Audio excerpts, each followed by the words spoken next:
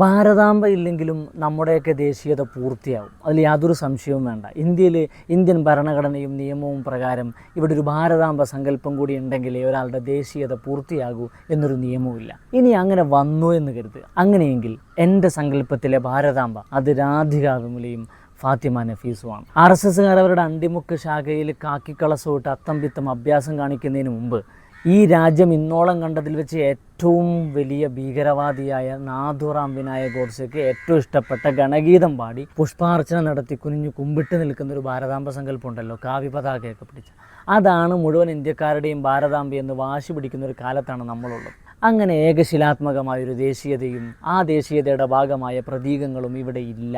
അങ്ങനെ ഉണ്ടെങ്കിൽ അതിനിവിടെ ദേശീയ പതാകയുണ്ട്, ഭരണഘടനയുണ്ട്, ദേശീയ ഗാനമുണ്ട്, മറ്റു ദേശീയ ചിഹ്നങ്ങളുണ്ട്. ഭാരതാംബ സങ്കല്പം ഇവിടെ കാലങ്ങളായി സഹസ്രാബ്ദങ്ങളായി ഉണ്ടായിട്ടുള്ള സംസ്കാരത്തിൻ്റെ ഭാഗമായി ഉയർന്നു വന്നൊരു പുതിയ സങ്കല്പമൊന്നുമല്ല. ലോകത്തിൻ്റെ പല ഭാഗങ്ങളിൽ പലവിധ സംസ്കാരങ്ങളുടെ ഭാഗമായി ഇതുപോലെ മാതൃസങ്കല്പങ്ങളുണ്ട്. അതിനെല്ലാം ദേശീയതയുടെ ഛായയും ഉണ്ടായിട്ടുണ്ട്. യൂറോപ്പിൽ ബ്രിട്ടാനിയ ഉണ്ടായിരുന്നു, ജർമ്മനി ഉണ്ടായിരുന്നു, ഇറ്റാലിയാന ഉണ്ടായിരുന്നു, അർമേനിയയിൽ മദർ അർമേനിയുണ്ട്, അൽബേനിയയിൽ മദർ അൽബേനിയുണ്ട്, ബൊളീവിയയിൽ ചെന്നാൽ മാമാ പക്ഷയുണ്ട്.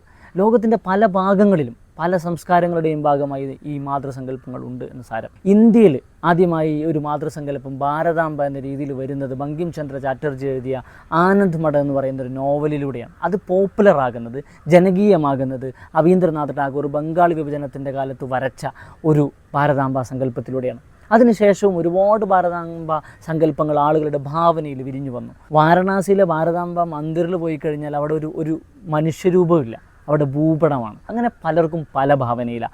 ഒരാൾക്ക് ഹിജാബൊക്കെ ധരിച്ച് നീള കുപ്പായം ഇട്ട ഒരു ത്രിവർണ്ണ പതാക പിടിച്ച ഒരു ഭാരതാംബയെ സങ്കല്പിക്കാൻ പറ്റുമെങ്കിൽ അതാകാം. വേറൊരാൾക്ക് വിശുദ്ധ മറിയത്തെ പോലെ അല്ലെങ്കിൽ മദർ തെരേസയെ പോലെ വസ്ത്രം ധരിച്ച് ത്രിവർണ്ണ പതാക ഏന്തിയ ഒരു ഭാരതാംബയെ സങ്കല്പിക്കണമെങ്കിൽ അതും ആവാം. ഇനി സെറ്റ് സാരിയൊക്കെ എടുത്ത് കുറിയൊക്കെ തൊട്ട് തുളസിക്കതിരൊക്കെ ചൂടി ത്രിവർണ്ണ പതാക ഏന്തി നിൽക്കുന്ന ഒരു ഭാരതാംബ സങ്കല്പം വേണോ? അതുമാവാം. അല്ലാതെ ഏകശിലാത്മകമായി ഇതാണ് ഭാരതാംബ, ഇത് മാത്രമാണ് ഭാരതാംബ, ഇതാണ് പൊതുയിടങ്ങളിലെല്ലാം ഉണ്ടാവുക, ഇതാണ് ഭരണഘടനാ സ്ഥാപനങ്ങളിലെല്ലാം പൂവിട്ട് പൂജിക്കുക എന്ന മട്ടിലുള്ള തിണ്ണമിടുക്ക് തൽക്കാലം കാണിക്കാൻ പറ്റില്ല.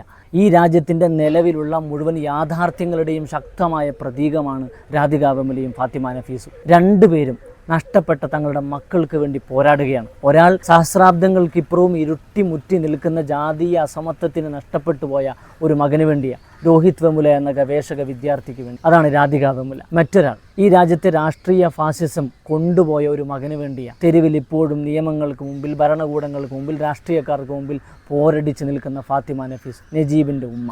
ഇവർ കഴിഞ്ഞ് എന്നെ സംബന്ധിച്ചിടത്തോളം ഒരു ഭാരതാംബ സങ്കല്പം ഇപ്പോൾ വരുന്നുള്ളൂ.